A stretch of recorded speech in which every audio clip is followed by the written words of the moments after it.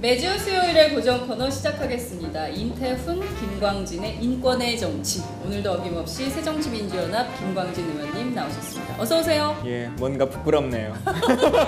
왜 부끄러워? 모르겠어요. 뭔가 부끄럽네요. 김광진입니다. 네, 예. 저 멀리 군인권센터 임태훈 소장님 나오셨습니다. 어서 오세요. 네, 반갑습니다. 네, 뭔가 어색해요. 어색하죠. 할 때랑 네. 사람들이 많으니까 사람들이 그래요? 지금 원래 이런 거 아니었어요? 되게 지금 부끄러워하고 있어요. 네. 사람들이 이런 사람들이 창피해. 아니 근데 다들 테이블에서 어떻게든 한 발이라도 뒤로 가려고 아니니까요. 네. 분위기 상해. 저희가 오늘 굉장히 특별한 초대 손님들을 모시고 지금 예. 이 방송을 어디서 하고 있느냐, 이태원의 홍석천 씨 카페에서. 홍석천 씨는 없어요. 예. 해외 갔어요. 해외 갔어요. 네, 우리끼리 지금 현장 특별 방송을 하고 있습니다. 지금부터 제가 소개해드릴 인사들은 팟캐스트에서는 거의 단 한 번도 아니에요. 고정으로 팟캐스트 해요 있는 분도 지금. 계시고 하리수 씨의 경우에는 아마 처음일 것 같은데요. 자, 우선 김조광수, 김승환 부부 나오셨습니다. 어서 오세요. 반갑습니다. 네, 와. 자, 가수 겸 영화 배우 겸 탤런트 겸 방송인 하리수 씨 나오셨습니다. 유일한 안녕하세요. 연예인입니다. 와. 왜 다시 하자. 왜? 하리수 씨 나오셨습니다. 안녕하세요. 뭔가 이 두 분은 그냥 짧게 끝내버리고 괜찮아요. 뭐 편파 방송이야. 하리수 편향 방송. 그러니까 아이고. 예쁘니까. 네, 예, 용서해 주세요. 예. 아름다우시니까. 네, 얼마나 이 분위기가 흡사 연애. 발음이 잘 안 되네. 네? 발음이 잘 안 돼요. 큰일 났네. 지금 제가 보기에는 저희가 장혜선의 팟짱 진행이 거의 1년이 이제 다 돼가는데요. 유일하게 연예가 중계 분위기로 한번 해보려고 하네요. 수민아 음악도 네. 연예가 중계로 깔아주세요. 네, 자, 우선 그 세 분 저희 방송 첫 출연이신데요. 우선 네. 김조광수 감독님부터 인사 말씀 부탁드릴게요. 네, 반갑습니다. 저는 영화 만들고 있는 김조광수라고 하고요. 그리고 저는 오늘 저희 파트너랑 같이 이렇게 방송을 하게 돼서 오랜만에 또 같이 방송하는 거거든요. 네. 그래서 기분이 남다른데요. 네. 그런 만큼 되게 또 두려운 시간이기도 합니다. 왜? 네. 하다가 또 이렇게 뭐 싸울까봐? 아니요, 싸움보다 이제 의견 대립을 할까. 네. 그렇군요. 네, 안녕하세요. 저는 그 영화사 레인보우 팩토리를 운영하고 있는 김승환이라고 합니다. 네. 반갑습니다. 네. 네, 안녕하세요. 요즘 중국 활동만 하고 있어서 국내에서는 여러분 저를 자주 못 보셔서 매우 안타까우실 텐데요. 네, 오랜만에 인사드립니다. 하리스입니다. 요즘 두 분이 각방을 쓰고 계신데요. 어, 진짜요? 어머. 내일 오마이 단독이야? 오마이 단독. 네, 이제 맞습니다. 자막 뜬다, 자막 뜬다. 네. 근데 오늘 이렇게 또 두 네. 분이 같이 방송하시니까 네. 할 이야기가 굉장히 많으실 것 같아요. 아니 근데 저는 굉장히 네. 저 세 분의 오늘 옷차림이 너무 마음에 들어요. 일단 그래요? 두 분이 부부가 깔맞춤하고 오셨어. 네. 바지를. 바지를 보여주세요. 일어나서 네, 보여주세요. 바지 일어서 봐요. 바지를. 일어서 봐요. 저는 진짜 세상에. 네, 야 이런 거 역시. 꽃무늬 바지 함부로 못 입어서. 각방을 써도 대단해. 이렇게 깔맞춤은 하는구나. 그럼요. 네, 꽃무늬로. 예, 일단 진짜요. 저희는 그 재판이 끝나기 전까지는 쇼윈도 부부로 살아야 되기 때문에 아주 행복한 걸로 행복한 걸로 네. 대법원까지 가기 전까지는 행복한 걸로. 일단은 승인 받고 나서 그렇죠. 그 다음에 이혼하더라도 그 다음 바로 이혼 소송하는 거야? 세상에. 세기가 깜짝. 이미 이혼 소송 맡아줄 때 변호사분들도 정말 좋다. 너무 좋다. 호적이 오르자마자 이혼 소송. 너무 재밌다. 좋다. 참 좋다. 아니 근데 세 분, 아니 네 분이죠. 임태훈 소장님까지 오늘 굉장히 특별한 분을 만나고 오신 걸로 알고 있어요. 소장님 누구 만나고 오셨어요? 미 연방 대법원 김지버그 대법관을 만나고 왔습니다. 그렇군요. 가장 진보적인. 네. 예, 그리고 소수자 인권옹호에 앞장서신 예, 그런 분이죠. 그리고 지금 현재 대법관 중에서 최고령이시죠. 82세. 그렇죠. 예. 그렇군요. 여성 여성 대법관. 두 번째 여성 대법관. 그렇군요. 예. 한국에는 여성 대법관이 있긴 했었지만 그렇게 네. 큰 존재감이 없었던 것 같은데 아니요, 이분의 그래도 경우는 좀 있었죠. 김영란 예. 대법관, 김영란 대법관. 전수한 대법관, 특히 전수한 대법관 독수리 오영재, 네. 소수자 인권 옹호로 그렇죠. 유명한 한국의 김지법원 이렇게 한국의 얘기하죠. 김지법. 네. 그렇군요. 그 특별한 저녁 식사를 하시고 바로 이곳으로 달려오신 걸로 알고 있는데요. 네. 어떤 내용을 주로 나누셨어요? 네, 뭐 여러 가지 얘기했는데 네. 뭐 최근에 이제 미국 연방 대법원에서 동성 결혼을 전국에서 법제화하는 것에 이렇게 그런 판결 내렸잖아요. 네. 그것도 있고 또 저희 부부가 이제 참석한 것도 있어서 동성 결혼 이슈에 대해서도 많이 이야기 나눴고요. 그리고 이제 한국의 여러 인권 상황 뭐 이런 것도 많이 얘기 나눴던 것 같아요. 그렇군요. 하리수 씨는 어떤 얘기를 꼭 하고 싶으셨어요? 긴지버그 만나서 좀 아, 저요? 네. 글쎄요. 저는 워낙에 법 없이도 사는 사람이다 보니까. 너무 착해서 네. 아니, 우리는 범법자야 순간. 여기는 지금 뭐 결혼도 안 되는데 결혼하기가 빠락빠락 우리는 범법자. 나는 양심이 병원고 감옥 갔다 오고 네, 범법자. 진짜 범법자잖아요. 연애 왔었잖아, 솔직히. 그때. 그러니까 혼자서 사실 그 감옥도 갔다 오고 네. 사실 범죄를 저지른 사람이잖아요. 다치기 좀 부담스러우시죠? 정말 단순하게 그냥 정리해버린다 상황. 그리고 우리는 사실 좀 깨끗한 사람들이고 네. 그리고 같이 있는 쪽은 아니에요. 저는 예전에 네, 범법자. 네, 범법자. 근데 좀 이렇게 같이 있기 좀 부담스럽더라고요. 이렇게 범죄를 저지른 사람이 말하는 게 좀 많더라고. 입이 좀 네. 하루 종일 떠들더라고 혼자서. 아, 긴지버그 만나서도 네. 긴지버그보다 임태훈 씨가 더 얘기를 많이 그러니까요. 그건 아니었어요. 아, 그렇진 않았어요. 대법관님 말을 되게 많이 하셨어요. 아, 그래요? 네. 네. 근데 저희 사실 연세 때문에 네. 보통 아마 저희가 질문하면 대답하는 정도고 그 주로 이렇게 듣는 입장이시라 네. 예상했었는데 의외로 말씀을 굉장히 많이 하시더라고요. 그러니까 사실 그 본인의 이야기도 많이 하셨지만 네. 우리나라에 대한 법률 같은 거 그리고 우리나라에 지금 현재 있는 헌법에 관한 것들 그리고 지금 그 김조광수 감독님이랑 승환 씨 지금 이루어지고 있는 네. 소송 문제 같은 것들 그런 것들 많이 궁금해하시고 그런 것들을 또 귀담아 들으시고 네. 그리고 미국에 일어났던 일들과 같이 대비해서 많이들 이야기해 주시더라고요. 네, 용기도 많이 주셨어요. 그래요? 그러니까 시대는 우리의 편이니까 아. 예, 끝까지 잘 싸우라고 말씀해 오, 주셨어요. 그러셨어요. 네. 그 미국 사회의 동성 결혼 문제, 그다음에 한국에서 여전히 불법적인 요소들이 있는 네. 문제에 대해서 비교하시면서 말씀을 네. 잘 해주신 것 같은데 되게 연세가 많으신 노인이시잖아요. 네. 82에 네. 할머니 몇 시간 정도 같이 만찬을 하신 거예요? 2시간 가까이. 어, 2시간 가까이. 네. 그렇구나. 제일 재밌게 했던 에피소드 화제는 어떤 거였어요? 재밌게 박장대소 했던? 박장대소까지는 아니고요. 네. 일단은 아무래도 연세가 좀 있으시니까. 네. 근데 그 아무래도 최고에 이렇게 법 쪽에 있으시다 보니까 네. 그분한테도 좀 안 좋은 안티들도 있고 아. 편지들도 많이 오고 그러니까 이제 좀 비서분이 많은 내용들을 걸르시기는 하시는데 네. 일단 가장 안 좋은 일이 있을 때는 네. 그분한테 또 그 비서가 전해주신대요. 네. 그래서 그것 때문에 FBI가 뜨기도 하시고, 네, 그래서 또 출동을 하니까 막 네. 권총이나 총기가 많이 있는 그런 사람이기도 했었고, 정말요? 뭐 너무 이렇게 사랑한 나머지 네. 본인의 그 딸이 되겠다. 네. 뭐 그런 그런 찾아와서 그렇게 이야기하는 사람들도 있대요. 그러니까 팬들도 극성 팬들도 있고 극성 안티도 있고 근데 이제 본인은 그것에 대해서 대법관으로서 그 당연히 감수해야 된다. 예, 근데 이제 그런 것들 이렇게 찬반도 있고 뭐 예, 그런 것들에 대해서는 네. 그냥 어차피 그 과정 자체가 필요하다 뭐 이런 얘기도 하셨고요. 사회에서도 인기가 있는 이제 법조인이시다 보니까 네. 그러니까 이분의 이 긴지버 대법관님에 대한 그 이야기를 가지고 영화를 준비하고 있더라고요. 그래서 2016년도에 주연이 나탈리 포드만이고 여성 감독이 아마 준비를 할 것 같아요. 그래서 네, 나탈리 포트만이 하기로 했고 네. 이제 촬영은 내년에 있을 거라고 네. 네, 그런 얘기 하시고 뭐 그랬죠. 네, 그래서 저희도 저희 결혼식 다큐나 이제 네. 감독님이 연출한 이렇게 두결한 장 같은 경우 이제 네. DVD를 이렇게 선물로 드렸고요. 네.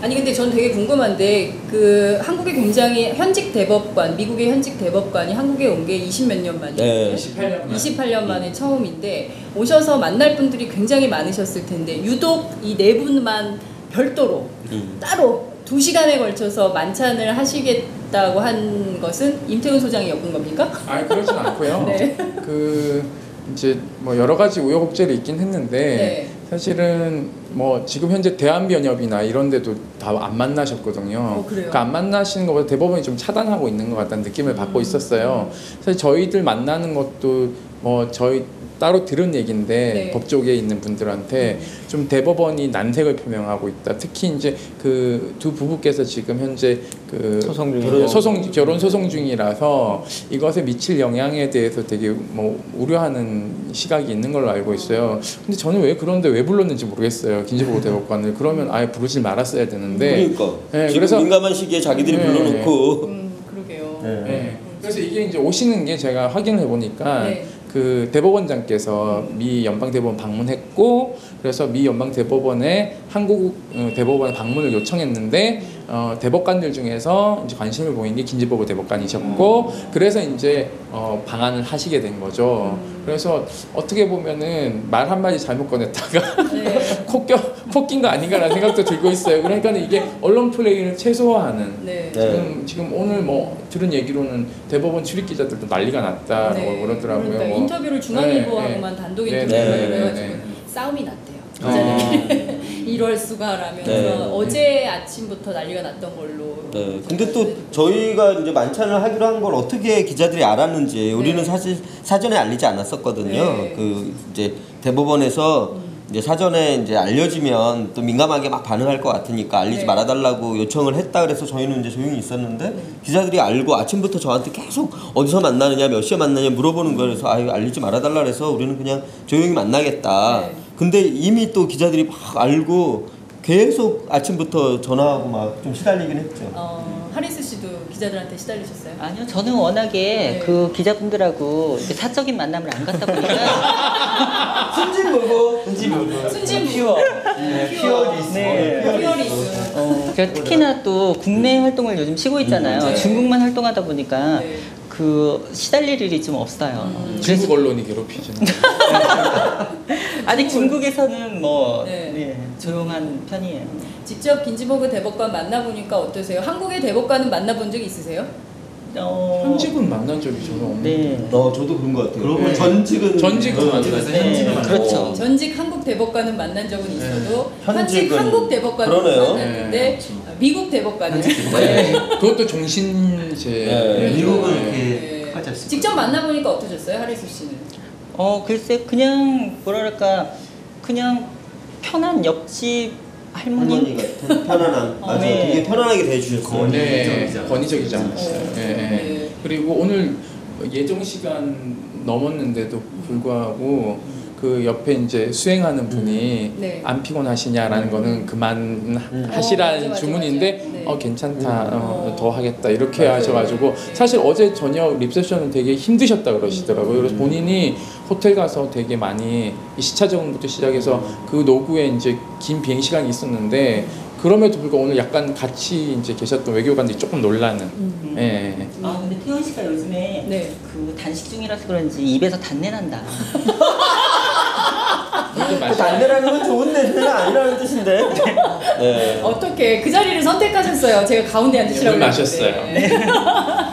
임태훈 씨 창피하겠다. 아 그러니까. 아니 근데 대신에 얼굴이 작게 나오잖아. 그렇지도 않아요. 그래? 네. 내가 좀 더 앞으로 갈까? 아니 근데 그 직접 네. 그 김광진 의원님이 원래 말수가 굉장히 많은 분인데 할 말이 없어요, 저는. 오늘 그 거의 저 무건 수행을 하는 네, 꼬다는 스님 버리자루예요. 같으세요. 예.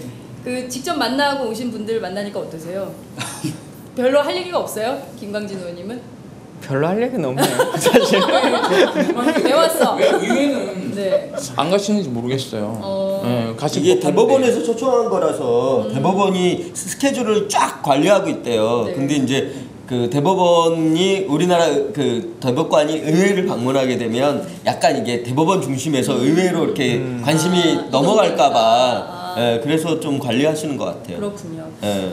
그래서 이제 오신 법과 길에- 관련된 예를 들면 헌법재판소까지는 내일 이렇게 가시는 것 같더라고요. 네. 근데 이제 의회 실제로 법을 만드는 이런 의회하고는 좀 거리를 두려고 하는 것 같아요. 제가 오늘 고자질 했어요. 어떤 거요? 헌법재판소가 양심적 병역 거부에 대해서 네. 합헌 결정 내렸고 군형법 92조 동성애자를 차별하는 범죄와는 네. 그것도 합헌 판결 내렸어요라고 해서 고자질 페이퍼를 28페이지나 28장에서 드렸어요. 예. 아니 그 보고서를 받은 긴지버그 표정이 어땠습니까? 미국은 대체복무제 허용하고 있는데 왜 안 하냐라고 여쭤보셨어요. 맞아요. 정말, 예. 예. 실제로 지금 보면 소수자 인권 문제와 관련해서 네. 미국의 버락 오바마 대통령 굉장히 통큰 행보를 네. 하고 있잖아요.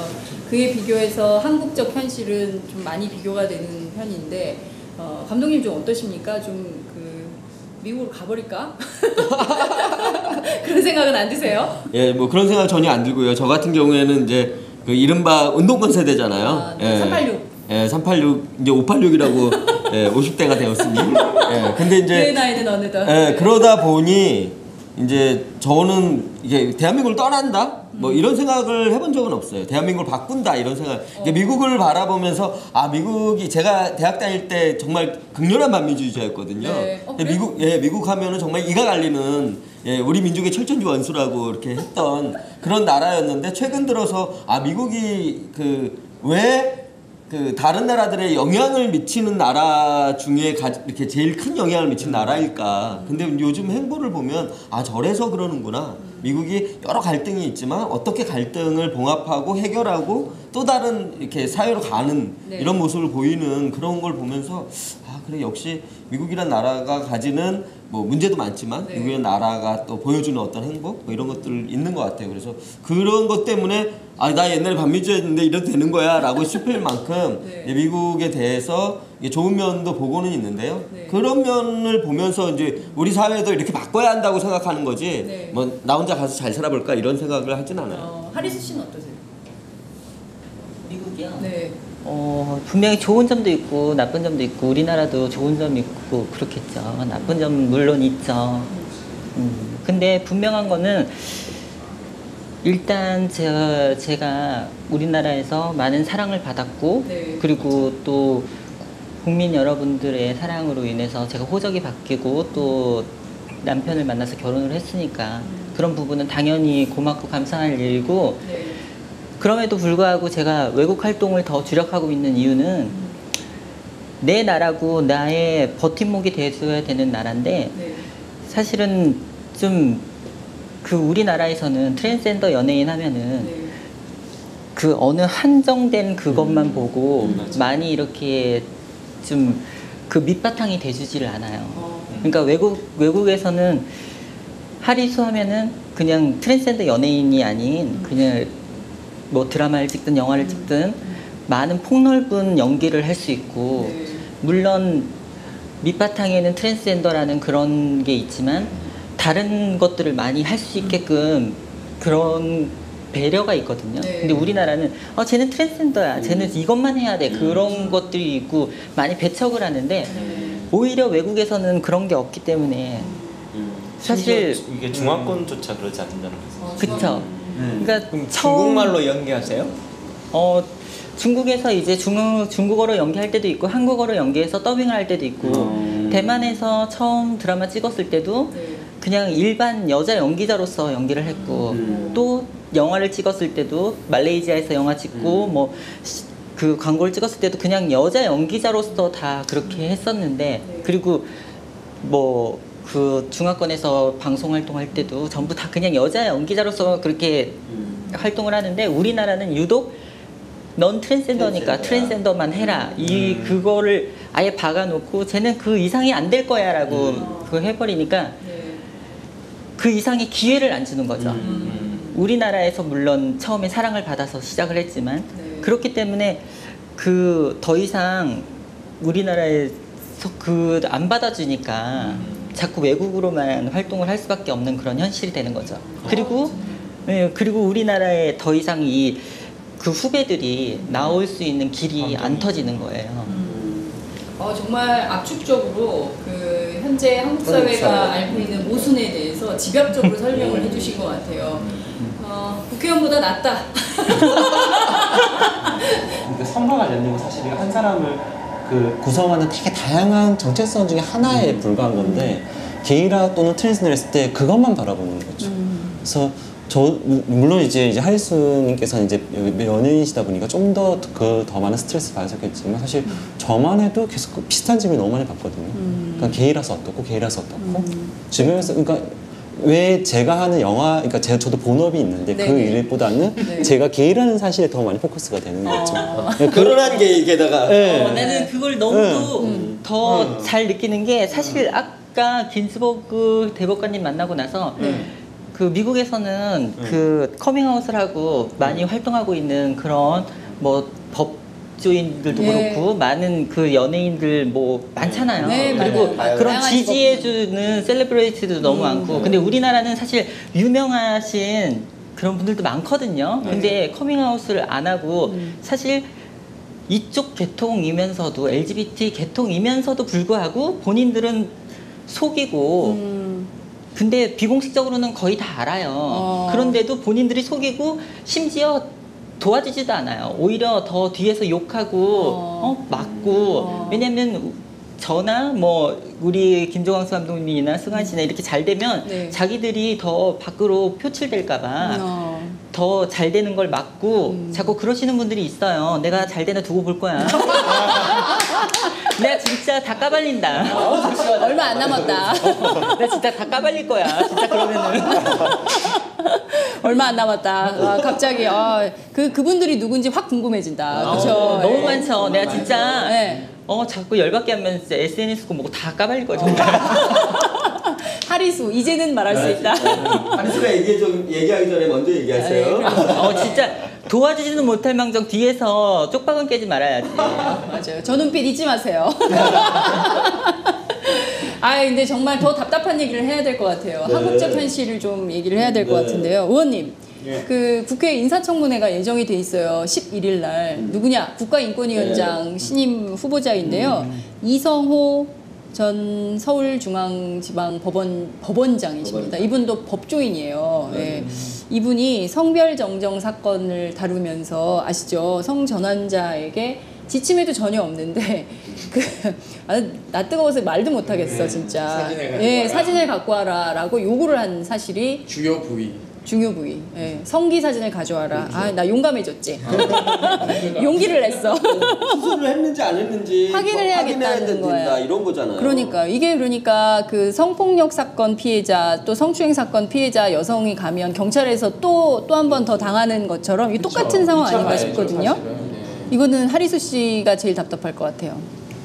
글쎄요, 뭐 그거 성전환 성전환 그래서 나보고 말 안 한다 그래? 근데 성전환 하기 전에 그 성기 사진을 원한 거예요. 성전환 후에 사진을 원한 거예요. 성전환 후에 성기가 바뀌었는지를 보겠다는 거예요. 아니 그러면은 그 사람이 성전환을 했는지 안 했는지 성전환 후에 성기를 보고는 어떻게 알겠다는 거예요? 그러니까 너무 웃긴 거죠. 다른 사람의 그냥 그 성기 사진을 갖다가 내면은 같이 나온 걸 바랬겠죠. 전신 사진을 그렇겠죠. 그래야 확인을 하지. 다른 목적이 있어 보이는데 그거는 그냥 사진을 조작할 수도 있는 거고 네. 포토샵으로도 충분히 가능한 건데 그건 약간 어떻게 보면은 좀 모욕을 모욕을 주겠다. 그러니까 저는 굉장히 비과학적인 것 같아요. 맞아요. 왜냐하면 진짜. 그러니까 법원이라는 건 증거주의 원칙인데 사실상 증거는 그 사진이 증거가 아니라 이미 수술을 했다면 의학적으로 진단이 난 게 있잖아요. 의사 진단서에. 네. 그쵸. 그러면 의사의 진료 기록을 보면 되는 거죠. 그래서 저는 좀 답답한 것 같아요. 그래서 제가 이것도요. 대법관님한테 고자질 했어요. 고자질 컨셉. 고자질. 근데 네. 이번 청문회 혹시 그럼 청문위원이거나 뭐 이런 건 아니세요? 청문위원이었으면 좋았을 그러니까요. 것같아요. 운영위원회에서 할 거예요. 네. 운영위원회에서. 법사위 아니에요? 법사위? 아니에요. 법사위 동의가 네. 그래요. 운영위원회에서 하는구나. 인권위원회는 운영이 소관이니까. 네. 근데 국회의원으로서 그 문제에 대해서 말씀은 하실 수 있잖아요. 의견은 제시할 수 있는 거 아니에요? 근데 그거 어떻게 생각하세요? 그거를 달라 그랬던 지금 거에 대해서? 당직 뭐 맞지 않으셨어요? 최근에? 근데 당직이 이것과 전혀 상관 있는 게 아니라 뭐가 되셨죠? 인권위원장 아니야? 또 새정치민주연합 아니, 인권위 뭐, 아니, 그런 거 윤리위원장. 말고. 아니, 정책이에요, 정책. 그분이 사진 달라 그랬던 거에 대해서 어떻게 생각하세요? 네. 개인적으로. 네. 개인적으로. 취재를 하고 있어. 네. 시조를 하는 거야? 취재를 하는 거야? 멋있다 하리수. 사실은 우리 방송 시작하기 전에 말씀하셔서 저 그 사람 잘 몰라요. 네, 그랬거든요. 오늘 김광진은 완전 어리버리 컨셉이야. 내가 보기에는 어떻게 생각하세요? 네. 그 달라 그랬던 근데 거에 이게 대해서? 이제 몇 년도 사건인지는 사실 모르겠어요. 몇 년 사건인지 모르겠는데. 2013년도 아 사건이에요. 그래요? 최근이에요? 네. 그리고 더 나는 막 문제네요. 몇십 년 전에 그랬다고. 네. 30년 전 근데 사건 그거에 아니고요. 대해서 그 2013년도. 후보자가 자기는 자기가 얘기한 게 아니고 그 담당 사무관이 얘기한 거고 그래서 그렇죠. 그러지 말라고 얘기했다라는 식으로 발뺌하더라고요. 나는 그게 더 나쁘다고 생각해요. 네. 그랬을 때 이미 자기는 알고 있었잖아요. 알고 있었으면 그때 그런 문제가 있었고 정말 죄송하다. 이렇게 자기가 먼저 사과할 줄 알아야 되는데 내가 한 게 아니다라는 식으로 나오는 거 보면 이 사람은 정말 큰 요직을 맡아서는 안 될 뿐인 것 같아요. 저는 그렇게 생각이 들더라고요. 네. 근데 뭐 사실은 저는 이제 법률 전문가가 아니니까 실제 이걸 할 때 어떤 서류가 필요한지는 모르겠어요. 근데 어떤 서류가 필요한지는 모르겠지만 그 서류가 필요하지 않을 거라는 건 상식적으로 알 것 같아. 예. 맞아요. 필요 없는 소리. 그러니까 이분이 요청한 게 이런 겁니다. 여성으로서 외부 성기를 갖췄음을 식별할 수 있는 사진을 2장 이상 제출하라. 라고 보정 명령서를 내렸어요. 그러니까 사실 굉장히 젠더링이 없는 거죠. 왜냐하면 젠더라는 단어를 네. 미국 법조계에서 처음 쓴 게 긴즈버그 대법관이라고 하시더라고요. 오늘 그 양승태 대법원장을 만나서 네. 그 얘기를 하셨다 그러더라고요. 그러니까는 젠더적 마인드를 갖췄다면 성기 중심주의로 가는 게 아니죠. 사실상 그 사람의 인식이 어떠냐 이걸 봐야 되는데 저는 굉장히 철학이 없는 법조인인 것 같다는 느낌을 받아요. 창피해요, 창피해.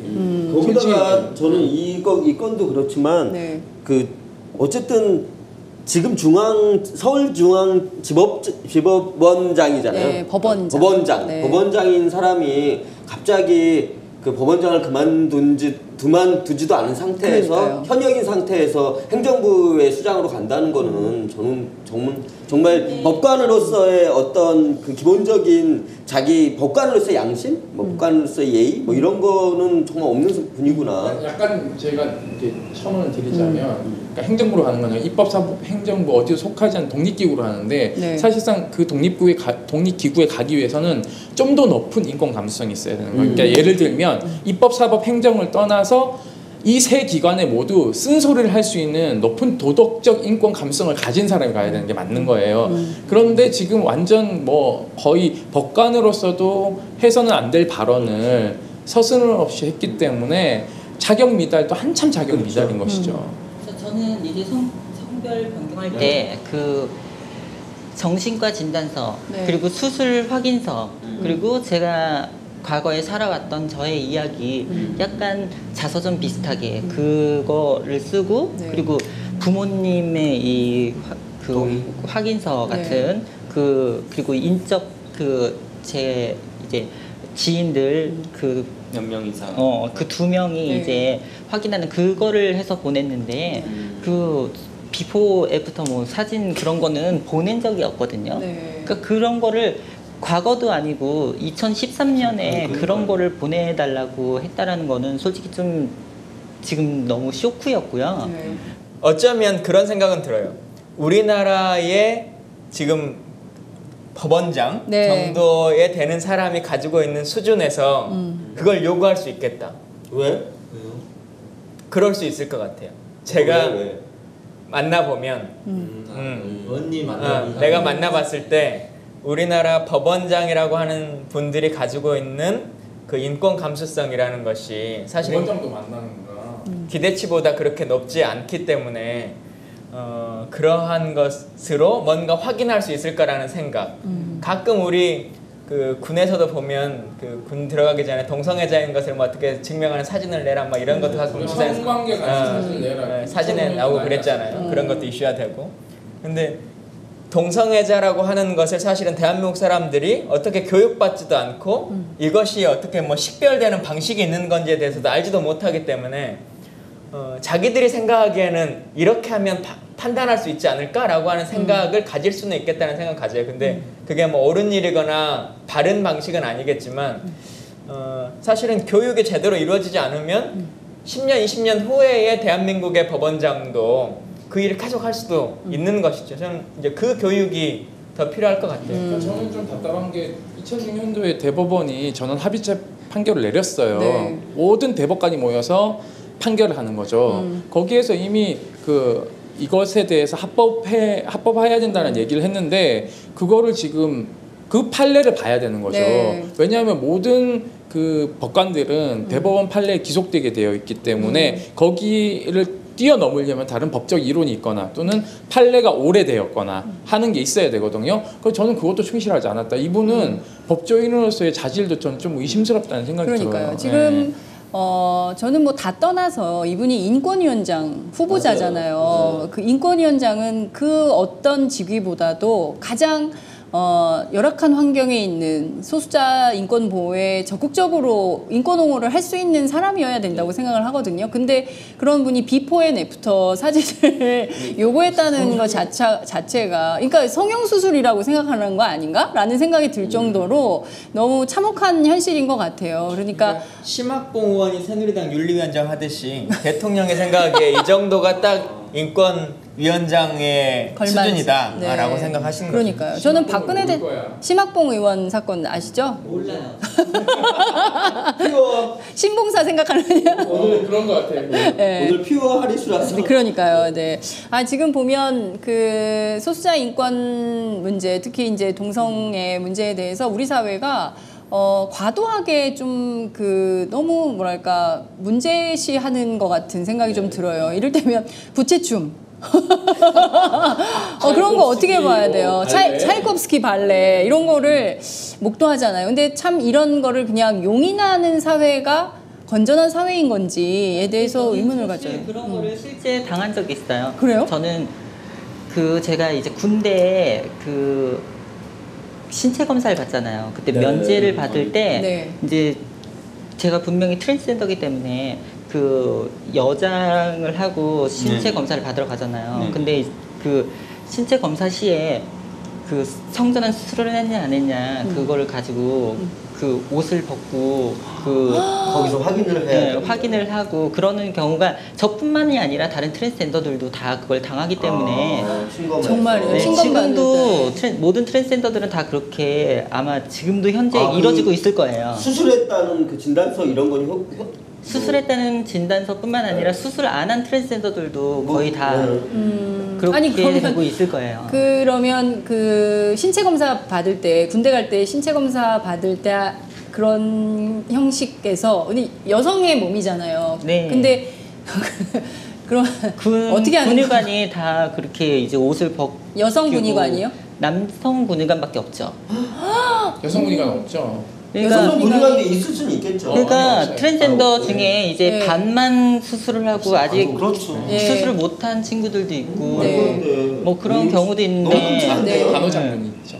그거는 뭐- 정말 인권 침해 아니에요? 그러니까요. 예. 인권 침해 정도가 아닌데 이거. 근데 제가 이제 했을 때는 뭐 그 당시가 93년도 뭐 94년도 나이가 나오네요. 네. 그러니까 2004년이라고. 정식으로 호적이 바뀌게 남녀가 이렇게 바뀔 정도로 하려면 이게 뭐 어느 정도의 수술이 돼야 된다라고 뭐 기준이 있습니까? 지금까지는 성전환 수술을 해야지. 네, 일단 가능한 성형 수술을 해야 된다라는 기준이 근데 있죠. 20대에 그러니까 20살에 그 진경 검사를 하잖아요. 대부분의 네. 남성들이.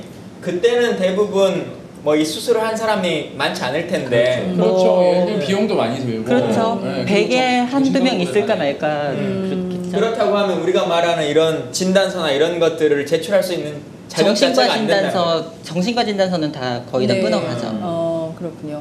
근데 그런 거를 진짜 저는 처음 들었어요. 신체 검사할 때 네, 처음 정말, 들었죠. 예, 저도 이제 신체 검사했을 때는 저는 이제 가슴까지는 다 네. 벌써 여성화가 돼 있던 네. 상태였거든요. 네. 그러니까 제 친구들도 그렇고 제 동료들도 거의 다 그런 상태고 심지어 성전환 수술한 친구들도 있었는데 네. 거의 다 이제 남자 군의관이 와서 그렇게 신체 검사를 다 그렇게 받고 네. 그렇기 때문에 사실 뭐 아까 대법 누구? 인권위원장 후보자. 인권위원장 후보님이 네, 하셨던 후보님.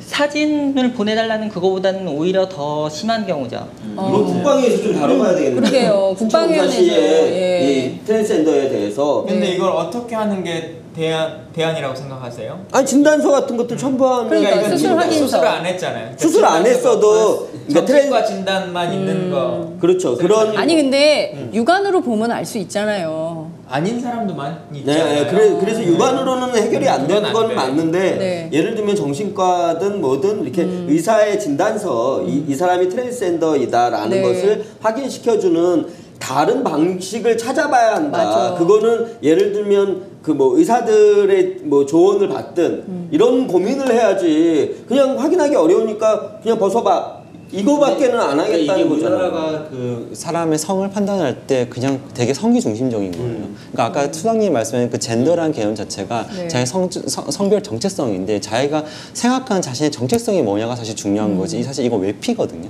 근데 사실 그렇게 접근하지 못하고는 이렇게 외형의 이제 성기가 뭐냐에 따라서 사실 판단하는 거죠.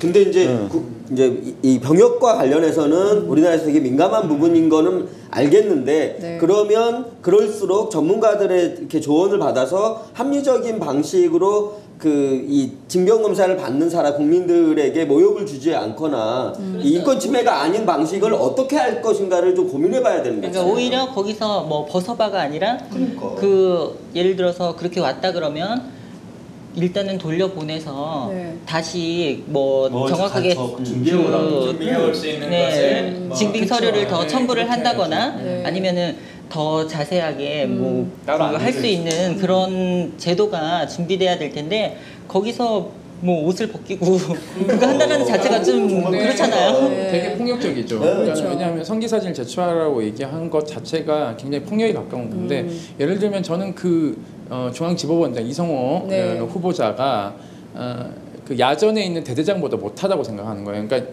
옛날에 저희 센터로 군인만도 못하다 그러니까 이렇게 어떤 하네. 정보통신대대에 네. 정보대대에 있는 그 지휘관이 전화가 왔어요.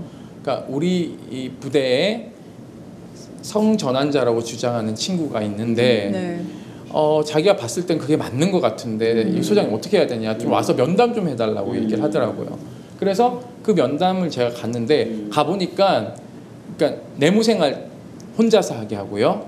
샤워 혼자서 하게 하고 이미 그런 조치를 같이 했어요. 그리고 철저하게 그 자기하고 행보관만 그 이 병사의 기록을 딱 가지고 있더라고요. 그리고 중대장 이외에는 절대 3명만 알고 절대 비밀. 이거 혼자 함구령을 샤워하고 혼자 자르면 다 사람들이 뭔가 문제가 있을 거라고 생각하는 거야. 있는데도 불구하고 얘는 지금 약간 좀 아파서 그러니까 다른 핑계를 댄 거예요. 네. 예, 그렇게 해서 아예 그 자기 부관실에 딱 데려다 놓고는 그렇게 생활하게 만든 정말 거예요. 괜찮은 그러니까 저한테 부분이네. 전화를 했다는 자체가 굉장히 그러네요. 위험성이 높은 예. 거죠. 그래서 제가 이제 이것에 대한 방법을 알려줬죠. 이것은 주장에 대한 근거를 정신과 병원에 일단은 의뢰를 해서 진단을 받아야 되고 거기 그 다음에 외과 수술을 할 수 있으니까 절차를 그렇게 밟았으면 좋겠다고 해서 그 절차대로 해서 전역 조치를 받았다고 하더라고요. 그렇군요. 예. 정말 그 정도까지는 못한다 하더라도 이렇게 그 좀 기본적인 막무가내식 서류 제출을 요구하는 것 자체가 좀 납득하기 어려운 것 같고 이게 아마 국회에서도 논의가 세게 되지 않을까 싶어요. 인사청문회에서 아마 심각한 의제로 논의가 되지 않을까 이런 생각이 좀 다른 듭니다. 것도 아니고 인권위원장 그러니까요. 후보니까요. 근데 네. 안 할 것 같은데요. 못할 것 같아요? 아니 양당에서 안 할 거. 되게 그렇게 안 할 것 같다. 뜨거운 이슈라 가지고 네. 실망 안 할 것 같은데요. 아예 피하고 본다. 네. 파장이 다르기 때문에. 트랜스젠더라거나 게이라거나 하는 것이 정신과의 의학적인 소견으로 뭔가 이 질병으로 담기는 겁니까? 아니요, 그러니까 전혀 아니죠.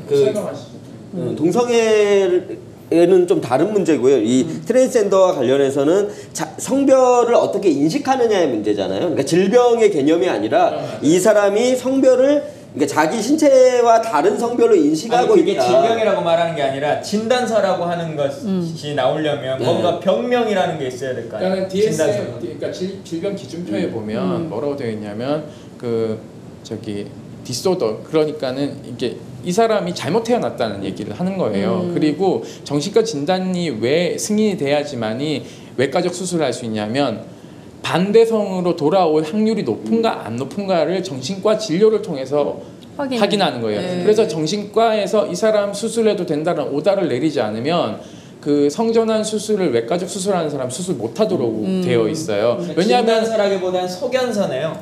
이게 이제 진단이긴 하죠. 네, 진단을 내려야지만 수술이 가능하기 때문에. 진단서이긴 해요. 네네. 네, 그렇군요. 자, 이성호 인권위원장 때문에 그러게요. 굉장히 후끈 달아올랐어요. 남 얘기인데 우리가 너무 세게 얘기한 것 같아요. 그렇죠? 아, 얘기? 남 얘기? 아니 인권위원 원래 우리가 남 얘기 주로 하죠. 우리 얘기 말고 중요한 남 얘기. 그러니까 국가정책과 관련된 중요한 남 얘기 이런 정도로 정리하도록 하겠습니다. 센 건가요? 네. 사실 더 세게 얘기할 수도 있는데 방송이다 보니까 네. 더 세게 얘기하셔도 됩니다. 안 돼요. 피어 아리스잖아요. 네, 제가 퓨어잖아요. 제가 순수하잖아요. 안녕하세요, 순수하리스입니다.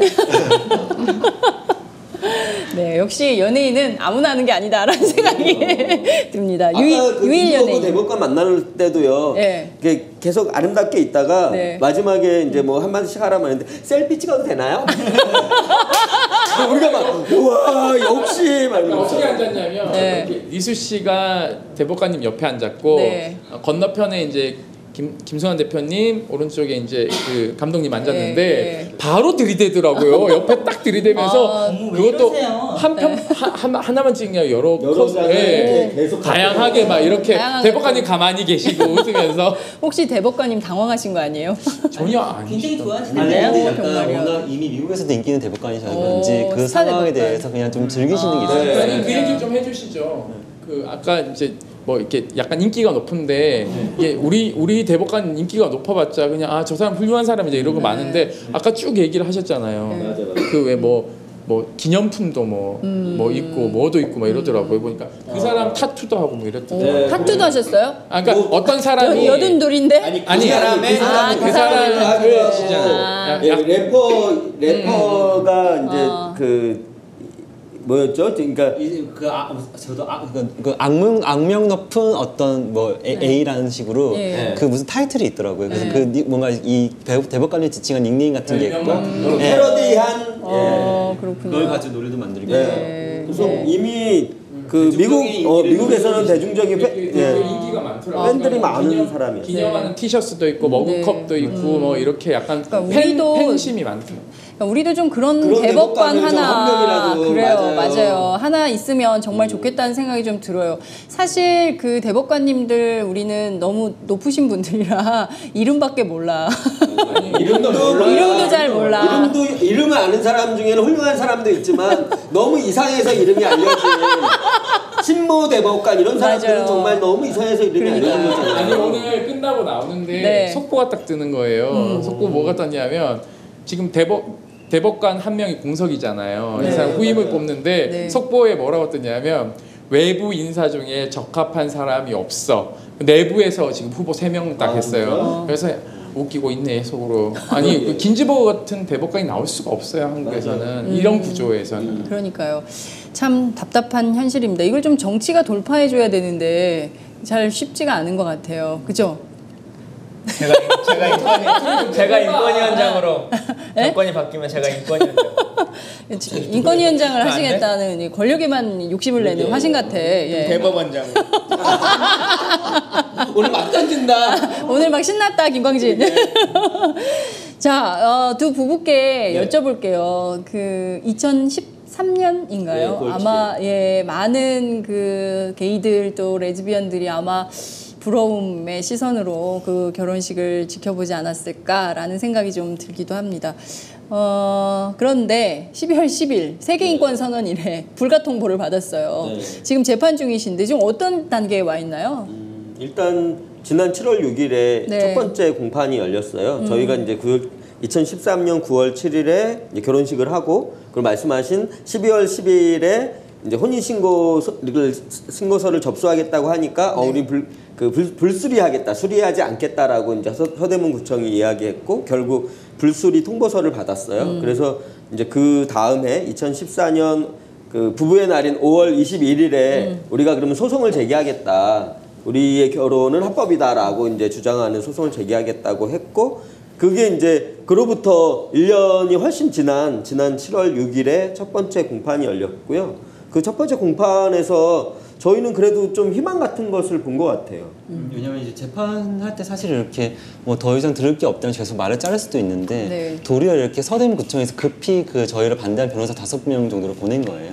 근데 그분들에 대해서는 그냥 서면 제출하라고 딱 정리를 해주시고 저희가 저희 쪽에서 준비한 것들 다 충분히 다 일단 말은 할 수 있게 되게 배려해 주시더라고요. 그래서 네. 예정된 시간보다 훨씬 더 초과해서 이렇게 재판이 네. 진행되었어요. 근데 이제 제가 그 전에 그 재판에 가면 마음이 어떨지 모르겠지만 난 절대 울지 않을 거야 막 이런 느낌으로 막 다짐을 했었어요. 네. 근데 이제 그날 이제 그 교수님 세 분이 참고인 진술을 하셨고 그 다음에 이제 김승환 씨가 먼저 그 당사자 진술이란 걸 했고 그 다음에 제가 하는 마지막에 제가 하는 거였는데 김승환 씨 먼저 이렇게 하는데 우리가 왜 법정에서 우리의 그 사랑에 대해서 이렇게 뭔가 증명하는 진술을 해야 되는가라는 그런 생각이 들면서 김승환 씨도 이제 울고 저도 이제 바라보는 저도 이제 안타까우니까 막 눈물 흘리고 마지막에 저 할 때는 뭐 처음부터 끝까지가 막 그 눈물을 계속 흘릴 수밖에 없는 그런 상황이 되었는데 네. 저는 이제 그런 경험을 한번 하면서 뭐 저도 그랬지만 정말 이 법정에서 누군가가 자기와 관련된 어떤 이야기를 강제로 이야기해야 되는 이런 상황은 정말 안 좋은 거구나. 그래서 저는 특히 이 성폭력 사건이나 이런 사건에서 당사자한테 법정에 나와서 진술하세요 하는 거는 정말 안 좋은 것 2차 같아요. 폭력이죠. 네, 정말 저희도 그때 정말 감정적으로는 너무 힘들었어요. 두 분이 부부는 부부다. 두 분이 동시에 눈시울이 딱 눈물이 딱 보인다. 제가 그때 현장에 있었잖아요. 임태훈 맞아, 씨는 맞아. 왜 눈물이 글썽거려? 왜냐하면 같은 부부도 아닌데. 그게 아니라 네. 그러니까 예를 들면은 마음을 아는 거죠. 어떤 마음인지. 그러니까 이제 비공개 재판이라서 이제 들어갈 수가 없어서 제가 법정 바깥에 가니까 또 법정 경위들이 막 다 엿들을까봐 아예 그냥 이렇게 바리케이트를 쳐놨더라고요 앞에. 그러니까 거기 기다렸는데 이상희 변호사가 나오면서 눈이 막 빨개져서 나왔더라고요. 누나 왜 그러냐 이랬더니 지금 두 분이서 얘기하는데 너무 듣고 있자니 너무 힘들고 어떻게 살았을까 이런 얘기를 하더라고요. 그래서 되게 무거워지는 거예요 마음이. 그런 아니나 다를까 이제 나오는 기자회견 하는데 그냥 이게 기자들 앞에서 보여주고자 하는 어떤 그냥 처량한 모습이 아니라 그러니까 진심 예를 들면 그런 얘기를 하신 거예요. 내가 과연 20년 뒤에 30년 뒤에 또 이러고 싸우고 있진 않을까라는 생각. 자기 생애에 이 결혼에 대한 것은 승인받지 못할 거라는 것에 대한 두려움. 그걸 듣는 순간 막 그냥 무너지는 거예요. 옆에 듣고 있는 사람들이. 김승환 대표도 옆에서 안 울겠다고 마음을 먹은 표정이었지만 울 수밖에 없는 상황이었어요. 저도 이렇게 동성애자로 살아오면서 사실 저는 되게 가족도 좀 좋은 편이었고 네. 되게 좋은 그러니까 좋은 배우자와 좋은 친구들을 둔 운이 좋은 케이스다 보니까 네. 사실 저는 제가 이렇게 스트레스를 받으면서 살고 있다 생각하지 않았었어요. 근데 재판을 진술하는 과정에서 왜 내가 이런 것까지 얘기를 해야 되는지 또는 이런 상황에서 왜 내가 이런 상황을 맞닥뜨려야 되는지 자체가 굉장히 힘들더라고요. 그래서 솔직히 좀 정신적으로는 처음으로 동성애자로 살면서 힘든다는 점들 그리고 내가 어떠한 차별을 겪고 있고 이로 해서 어떠한 정신적으로 스트레스를 받고 있는지에 대해서 좀 정확하게 느낀 순간이었던 것 같아요. 그래서 근데 왜 그렇게 눈물 흘리면서 했는데 각방 쓰세요? 왜 각방 날씨가 너무 더워. 열대야잖아요. 열대야인데 전면 같나요? 네, 사실 이제 저희가 그 에어컨이 하나밖에 없어요. 네. 그것도 이제 방에만 하나 있는데 이제 우리가 방에 같이 자야지. 근데 이분이 에어컨을 켜면 이게 편도선이 약해서 병에 걸려요. 예. 나는 이제 그 에어컨 바람을 원하고 이분은 이제 그 바람을 맞으면 건강상이 안 좋고 막 이런 이유지 사랑이 뭐 이런 건 아니에요. 궁금한 게 도리어 근데 그거는 네. 너무 말이 안 돼요. 왜 말이 안 돼요? 나는 너무 추운 걸 싫어하고 우리 신랑은 또 더위를 너무 많이 타요. 근데 저희 방에는 강아지가 14마리가 있어요. 새끼까지 나가지고 14마리예요. 4마리는 이제 분양 가래드리고 이 집이 개판이야.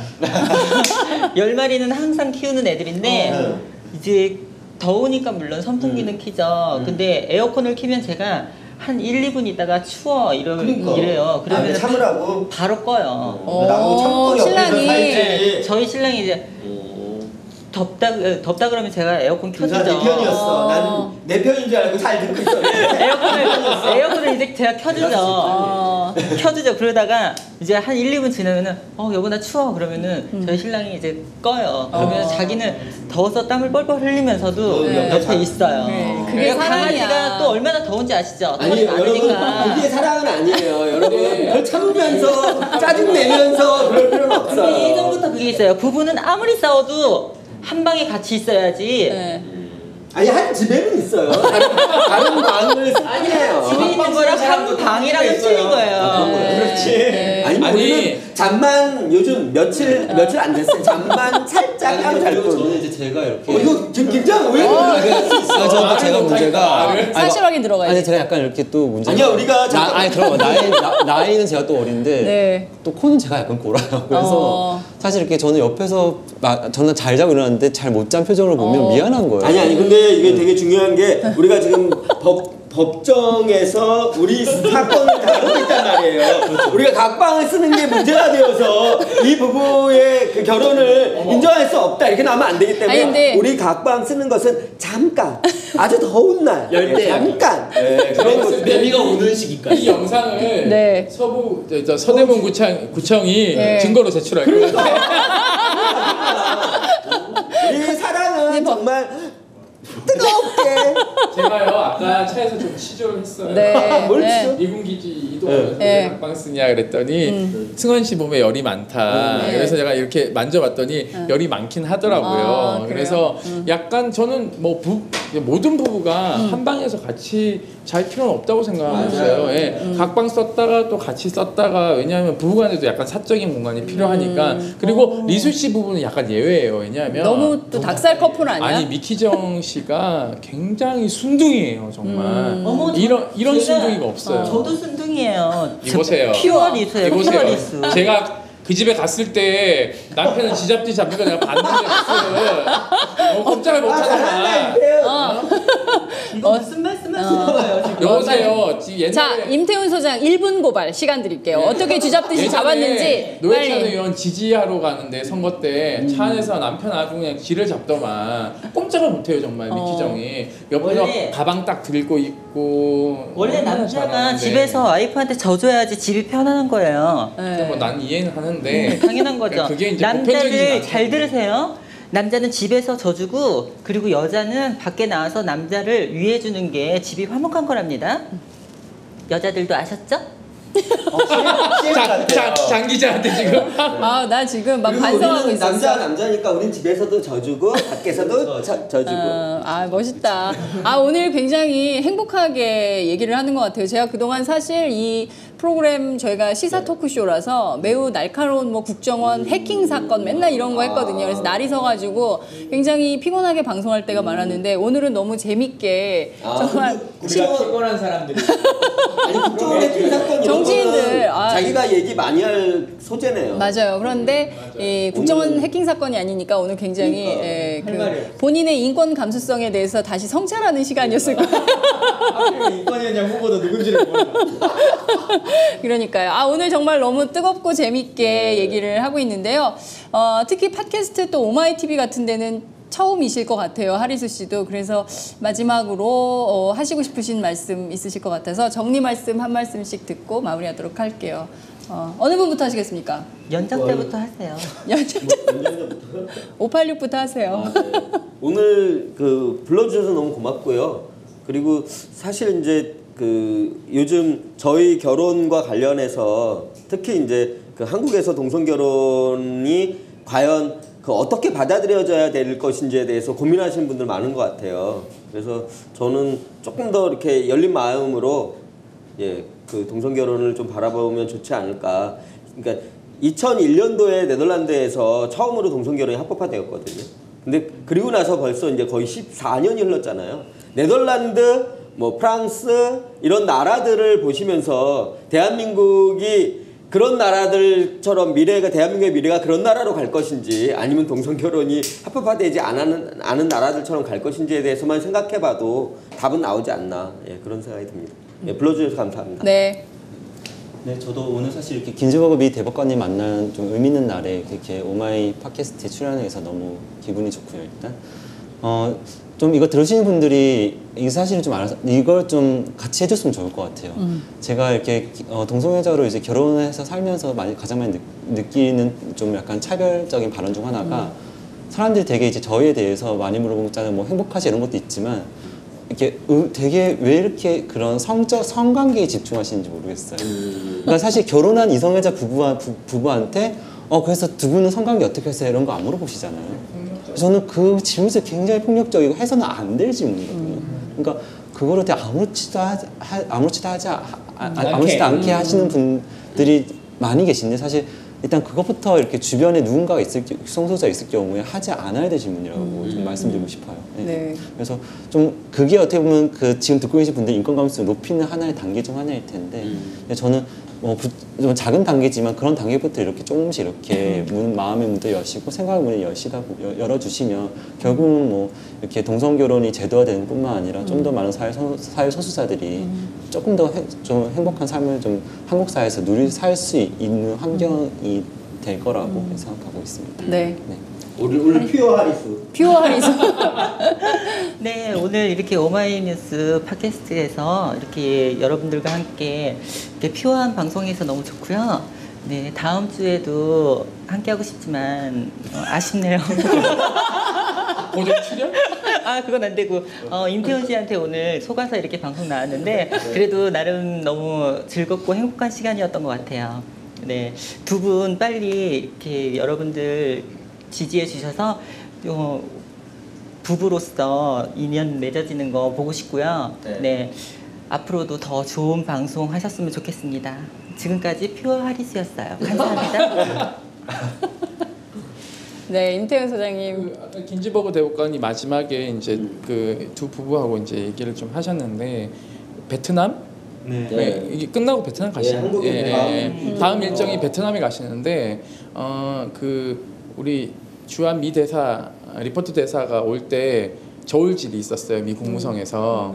그러니까는 한국의 그 게이 그러니까 공개 결혼한 게이 외교관을 대사로 파견할 것인가 아니면 젊은 외교관을 대사로 파견할 것인가 했는데 이제 베트남은 그 게이 대사를 파견했고 여기는 이제 젊은 사람을 파견했죠. 그래서 오바마가 아시아의 나이주의와 그 성적 지향에 대한 차별을 깨기 위한 작정을 했구나라는 이제 정가의 얘기가 있었어요. 그래서 거길 가시는데 두 분은 결혼하셨다 그러더라고요. 하셨는데 이제 동성결혼 합헌 나오고 나서 다시 이제 그 결혼식을 하고 싶은데 그 대법관님이 주례를 봤으면은 요청했고 그래서 이제 가신다고 얘기를 하시더라고요. 그래서 이분이 2013년 8월에만 이 주례를 쓴 게 아니라 여러 건 주례를 또 쓰셨더라고요. 그래서 되게 그 사람들이 왜 객관화 시킨다라고 얘기하잖아요. 그러면서 중립을 얘기를 하는데 저는 박원순 시장이야말로 정말 자기 당착에 빠졌다고 생각하는 거예요.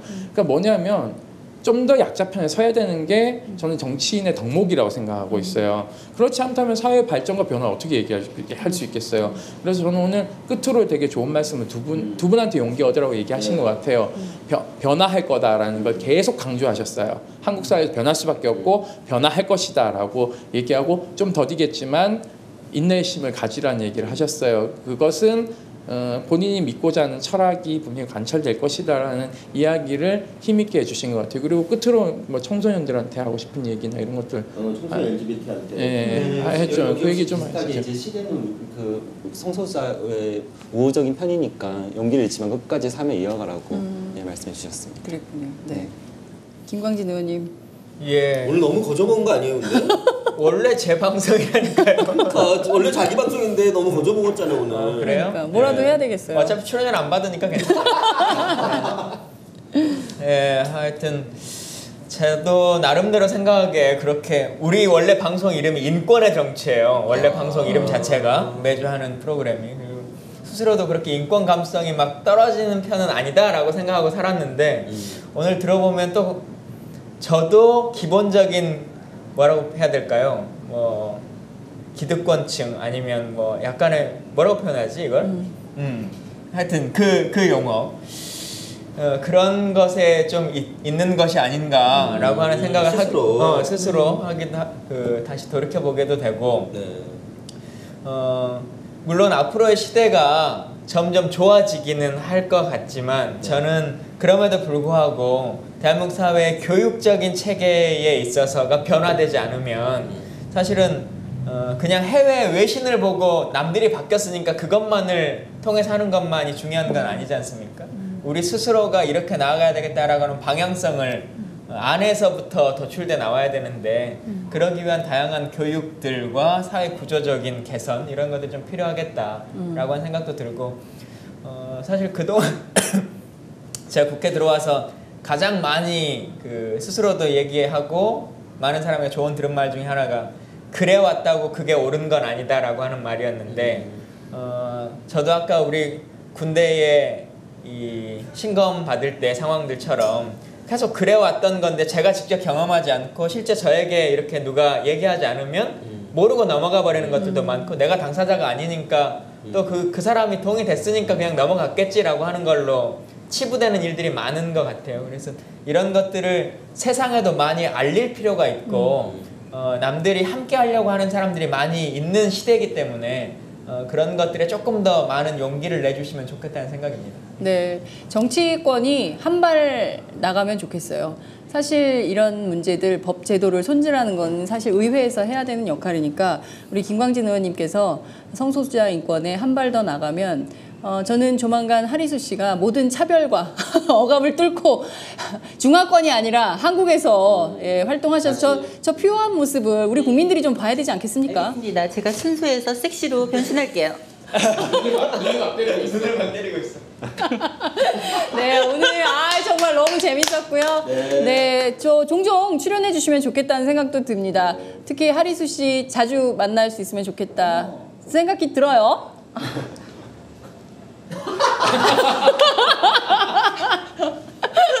오늘 말씀 어떻게 될지 모르고 있어요. 정말 어떻게 해야 될지 몰라. 네, 맞아요. 쫄았어. 제가 팟캐스트를 2개 하잖아요. 네. 이거 하고 하나는 진짜가- 당에서 하는 거. 네. 근데 그 당에서 할 때 처음 하는 날 여기서 홍보해가지고 저희가 1등 했어요. 네. 녹색당 팟캐스트 광고 한번 하세요. 녹색당 팟캐스트요. 예. 네. 녹색당도 팟캐스트를 해보려고 네. 한번 이제 시험 녹음해서 한번 이제 올린 적은 있는데. 끝났어요? 아니요, 아직 언제 시작할지 정확하게는 안 정했어요. 왜냐하면 우리가 이제 그 녹색당 같은 경우에는 새민연합하고 다르게 새정치민주연합.